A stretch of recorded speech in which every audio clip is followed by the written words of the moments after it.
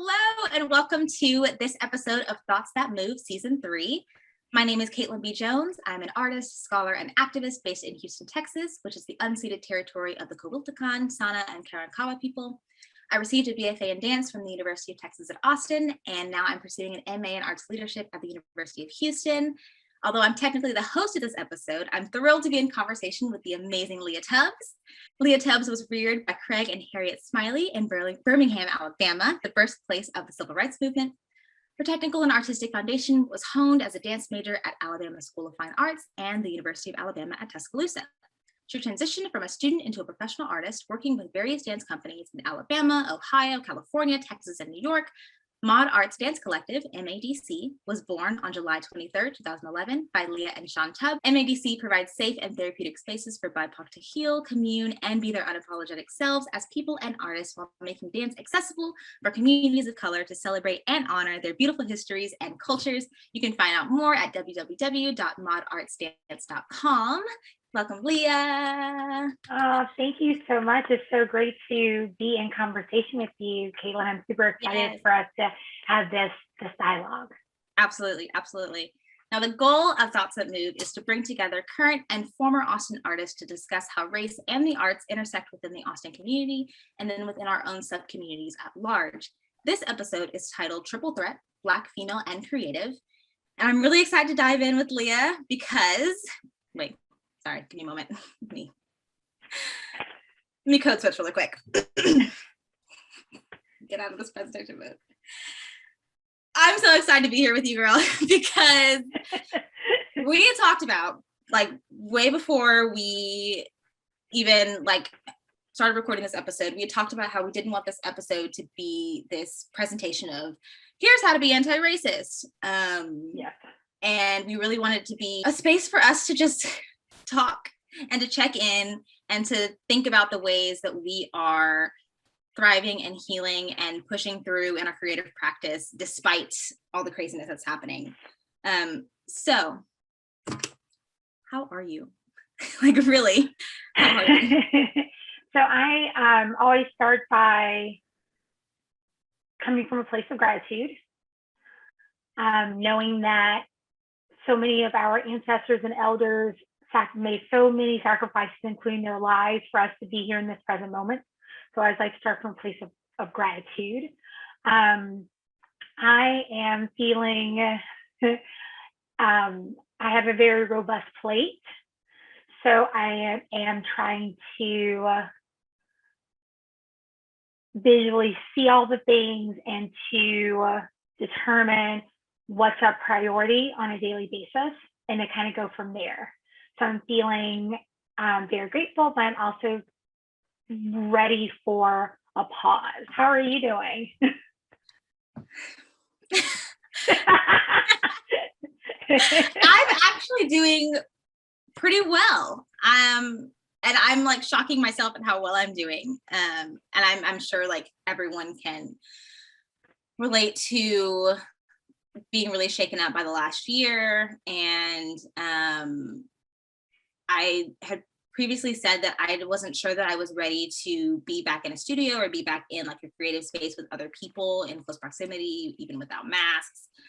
And now I'm feeling a little better about that. I'm fully vaccinated, and I think my anxiety has been steadily declining, knowing that more and more people are being vaccinated. But as far as a creative practice, I'm doing really well. I've taken a step back from dance in the traditional sense. And gotten more into performance art or even installation art. And I'm really tapping into a new creative practice that is sort of daunting because I don't really know anything about visual or installation art, but I'm feeling my way through, and I'm really grateful to have opportunities to explore that. As far as my mental health goes, again, I'm doing pretty well. I mean, there's ups and downs, of course, but I, like you said, same. I just keep going back to gratitude and just remembering that things work out, and it's really, really hard to sometimes see and find the joy in a lot of just basic daily daily things that's going on. But I'm doing it, and I'm happy to be doing it. It's funny you mentioned like pausing, and I've heard the pandemic referred to as like the great pause. And it's like, well, when did we stop? Like when did things like really stop? Because I haven't felt huh? So I'm curious, thinking about pause, like even with all the things going on, do you find moments to rest, to not do anything? What are those moments for you? I first determine what type of rest I need because there are actually 7 different types. So I first determine what I need to actually turn inward to reflect.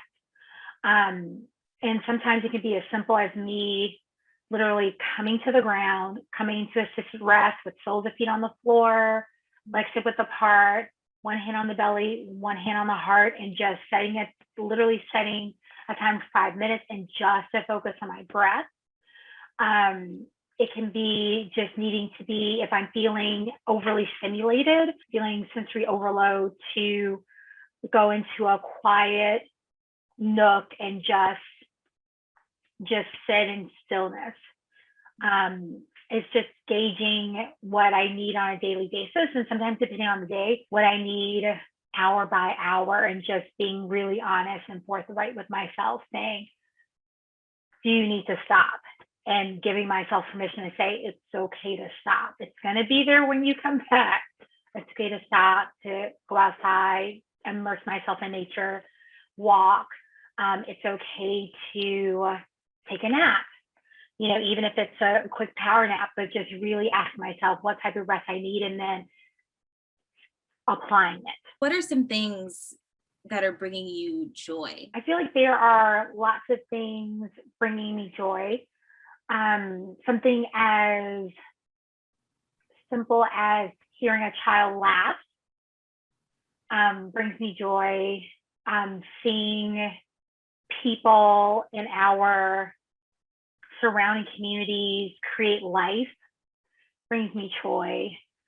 Seeing people live their best lives, especially people in my inner circle, brings me great joy. Being able to show up for Black and Brown people and communities in a different manner.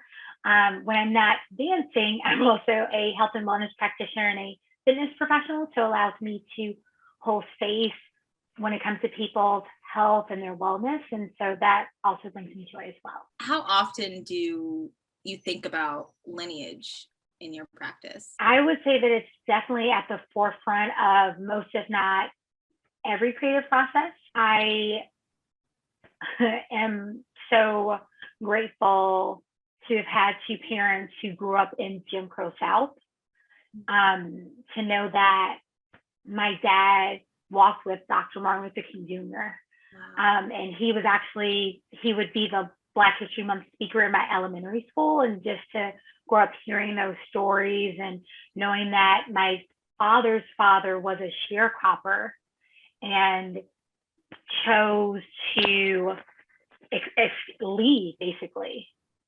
And so my dad, one of 17, they were told one evening that we have to gather all of our things because they're going to be looking for us. And knowing that they left Selma, Alabama, and moved to Birmingham, and my father's father worked in steel mine because that was a big industry in the Deep South, but ended up passing away at a relatively young age. And so knowing that I'm literally in arm's length of literally knowing that my lineage of enslavement Africans is very much at the forefront, and knowing that my mom was a classmate of Denise McNair, who was one of the 4 little girls who was killed in the bombing of 16th Street Baptist Church. Those are such big parts of me being their descendants. And so always wanting to honor my lineage, my culture, my heritage by creating work that speaks to the Black and Brown experience. And also because we are a collective as opposed to a company, because we want everybody in our collective and our community to be seen and heard. So it's not an old school process of the choreographer, using the artist as their muse and molding and making, but it's more of an ongoing dialogue and a conversation. And so using art as a tool to be a service of BIPOC communities as much as possible, for us to be seen and heard in a very unapologetic and authentic way. Because the flip side is, sometimes you'll see the same handful of Black artists over and over again, while knowing in the back of your head, well, I can name 20, like, easily. And why is it just these chosen few? And so also providing opportunities for artists to be seen and heard, and to know that it's coming from a real place because we look like them.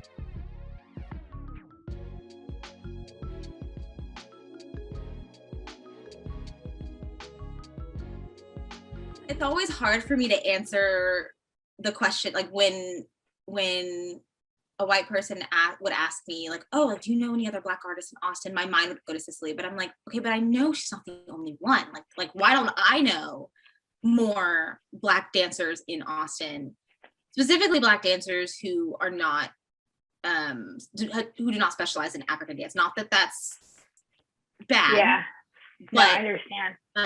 There are, at least in Austin when I was there, Cicely and I were the only two who would consistently show up in more contemporary, modern spaces, more experimental spaces. Sometimes I wonder, like, what can I do about that? And then I couldn't figure it out. Like, I couldn't figure out what to do, because when I was at UT, I was grateful to have Charles Anderson, who was a phenomenal program director of the dance department. And I think that having a Black man as the director was life-changing, and also I think a little bit, like, sheltered me a little bit. It provided me definitely a sense of security, safety, but I think I got too comfortable feeling included. And I feel like I'm cringing as I say that, but I think that when I stepped out into, like, more dance spaces, I was like, wait a minute, like, I've got to carve my own space. Like, what is this? I'm used to always feeling safe and secure and a part of something in college, to going into the real world and having to make that for myself. And then as I started wondering how to make my own work and dancing, and then I realized, well, I don't really hold any power. Like, who holds the power? And then it clicked for me. It was like arts admin, like people who are doing the funding have the power. And that's what drove me into getting a master's degree in arts administration. Because I realized, like, okay, if I want to see more Black people, I need to figure out how to get into rooms so that I can fund more Black work. But then it becomes a cyclical thing, because you have white funders who have the money, but only want to see specific, like, work that looks Black. And then it becomes this conversation about, well, what is Black art? Like, is Black art, is it Black because Black people make it, or is it Black because it's about a Black experience? And because we can't separate the two, it becomes even harder to make work that speaks to our experience without having to educate people on why that experience is traumatic, or why it feels joyful, or why we do the work. I know that, like, my presence in rooms makes a difference, but only to a certain extent. And that's what's frustrating, is that, like, I, a singular Black person, can walk into a space, have my voice heard, but at the same time, like, there's all these other rooms that need more people of color to be in those spaces, to advocate, and then it needs to, like, grow, and then structurally it needs to change. And so it becomes overwhelming. It really becomes overwhelming. When things do get overwhelming, I tend to shut down. I tend to just be like, you know what, forget it. I'm just not gonna think about it. I'm not gonna think about it. But then that's counterproductive too, because if I'm not thinking, like, who's doing the work if we're not doing the work? Definitely a constant push-pull, because you are very fortunate to have had an environment that was spearheaded by a person of color, by a Black man. And knowing that feeling of what it means to truly be seen and heard, then you're able to gauge possibly how to cultivate more spaces where people are able to see each other in this real, authentic, unapologetic way. It's just a matter of doing the deep dive to find more spaces like that in Houston and Austin, or possibly taking the leap of faith to cultivate one. Do you feel any pressure for your company, for your collective, to reach this like standard of excellence? And the reason I say that is because, you know, when people think Black dance, I think Alvin Ailey and Dance Theater of Harlem. There are so many other amazing collectives and companies across the country, across the world, but those are like the two that people think of. As someone who has their own collective, what does that standard of excellence look like for you? Is it, you know, you're cultivating a space for healing, a space for community? Is that higher up on the list than making pretty dance, I should say? Making pretty dance. I love that. I think there's validity in both. I think that looking at our core values of create, share, and inspire, that navigates everything MADC. So knowing that whatever we create, whether it is a new work, whether it is the curricula for workshops, residencies, master classes, knowing that it's about allowing BIPOC people to be seen and heard. It's about sharing these stories, sharing these voices that tend to be overlooked and underrepresented. And it's about inspiring the next generation of these world leaders and these change makers through art, and creating a bridge between the ancestors, the elders, where we are, the next generation, to keep that lineage, to keep that momentum going. For us, it's about how do we best serve our community? How do we make art accessible? Because it's great to create art that's going to speak to your community, but it doesn't serve them if they can't afford to be there. That's, you know, like making accessible. So we are really intentional about knowing that we'll never go past a certain ticket price, because we know the communities that we serve, and we want as many people to be able to see it and to be able to create these conversations that's going to create this shift overall to change the world we live in. So we want to make it accessible. There was definitely looking at certain organizations going, oh, it should look like that. Oh, it should look like this.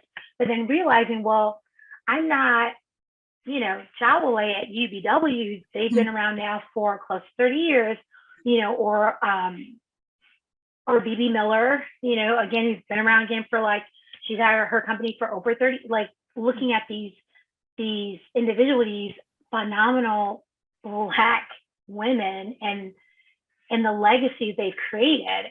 And so realizing that I can only show up as myself. And so using that as a gauge and using what the vision and the mission is and the core values, it keeps us, it's basically our North Star. As long as it aligns, we're good. And it also makes it easier to know when to say no. I believe that there are spaces that Black people of color need to gatekeep for our own sanity. How much gatekeeping goes into that when you're looking for funding? I feel like for so many of us, you know, people are always so lovely about forwarding, like, oh, I saw this grant, I saw this residency, I saw this award, and I immediately thought of you. And so, you know, the first like 5-7 years, it was trying to sometimes, you know, fit a square in a circle. Like, how do we, okay, like, I'm sure, okay, let's create this. And if we get the money, we can do this. And trying to kind of make it fit. And now, over the course of the past maybe 2 years, looking at what the application is and asking some uncomfortable questions. And if it's not what is already a part of our season and our programming and our community engagement, or something that we were starting to conceive, then we don't apply. Yeah. Because and I know how challenging it can be to complete a grant. So when you are grant writing, as well as choreographing, as well as completing curricula and syllabus for workshops and residencies, it becomes a matter of what's going to be the best way to utilize time. Mm-hmm. And it makes it a bit easier to ask the challenging questions, even if you're looking at the money and you're like, we can do a lot with that money. And also not being afraid to say no, even if you're awarded a grant, and looking and going, this isn't going to work for us. There will be other opportunities that will completely align, and it'll be really easy to just go back through previous grant applications and it start to manipulate the language for it to reflect what they're looking for. It tends to be a little more of an ease if it's more in alignment, and it does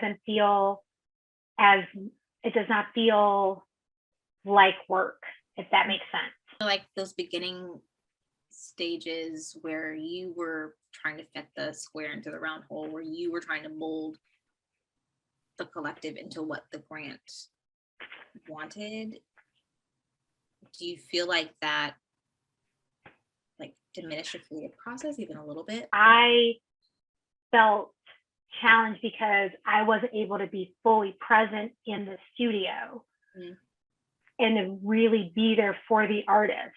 So I felt it was definitely at a cost. Is that part of the game though? Almost like paying your dues?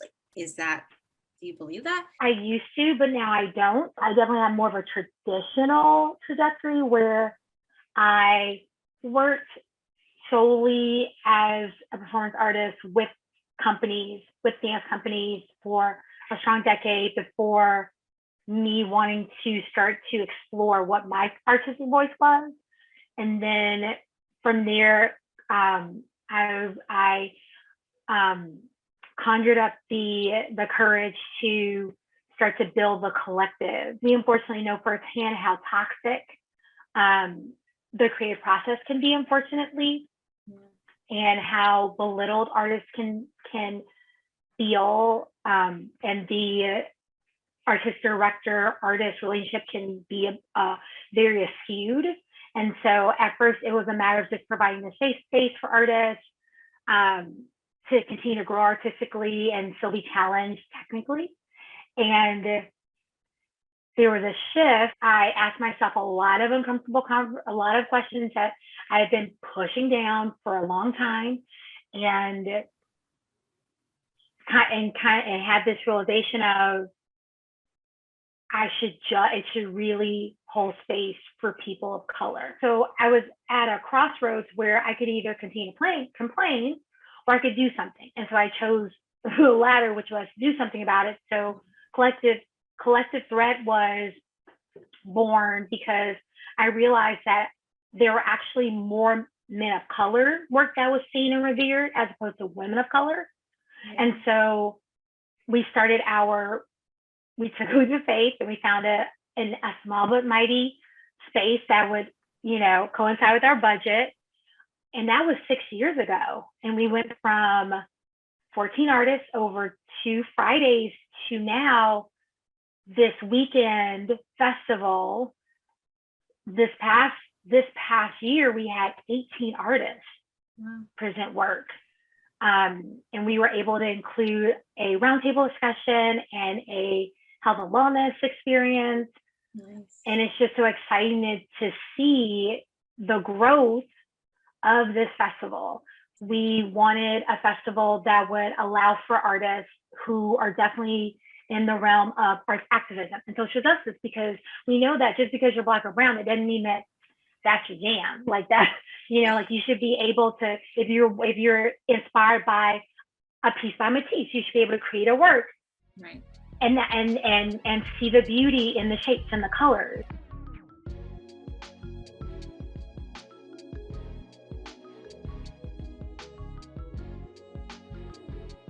Any parting words, closing thoughts that move for the folks out there? Well, thank you, Kaitlyn, for holding space, for creating this safe and open space just for us to have this conversation, which I think is always needed because we don't see enough positive images of Black women uplifting and motivating, inspiring, and really being in each other's corners. We know that it happens, but unfortunately, there still are not enough images. There's still people, especially I think about, I always call them little bits, little nuggets, still don't see enough of camaraderie and just being able just to really truly want to see each other succeed. Mm-hmm. So I thank you for providing this space. And any parting words? I would say that for so many of us, it's actually okay to pause, and it's okay to say no. And I know that those two things can be very daunting and scary because a lot of times when we're interacting with other artists in any artistic medium, it's usually, hey, how you doing? What are you working on? What are the next performances, exhibits, ... as opposed to asking people how, like you said, like, how are you really doing? What are you doing to acknowledge your whole self? Like, what are you doing to stay balanced mentally, emotionally, spiritually, and physically? What are you doing outside of your artistic medium to find joy? So I think it's about creating more interpersonal relationships between colleagues in the field, and knowing that by you saying no to something, knowing that another opportunity will arise, possibly even greater than what the previous opportunity was, and just being patient and really turning inward and listening to those voices, listening to our ancestors, quietly summoning us to pause, to be. Because at the end of the day, it's going to be here when we come back. Yeah. But we aren't going to be as impactful as we could be if we don't take care of ourselves first and foremost. I want to add on to that for the people watching that a lot of the times, at least for me, it's scary to ask funders or presenters or even people that or organizations that you could be in residency with. It's hard to ask for space to rest or space to just be, because I feel like a lot of the time you're delivering a product for the funding, right? But at the same time, like, it's so important for people who are giving money and funding these works to make sure that the artist on the other side knows that it's okay to rest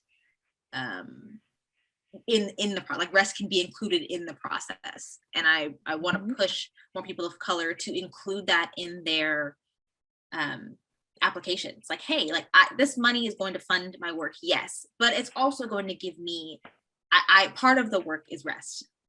Part of the work is me taking 3 days and just not doing anything, and knowing that my work will be funded is like that. Like, yeah, I would encourage more artists of color to do that and include that in their work, and for the presenters and people who are reading these applications to look at that and say yes, and not deny people funding because they don't feel like they're going to be using their money for whatever they're expecting to get. Thank you so much, Leah. Please enjoy the rest of your day. This has been Triple Threat, Season 3, Thoughts That Move. Thank you to Early Era Collective. Signing off. Okay.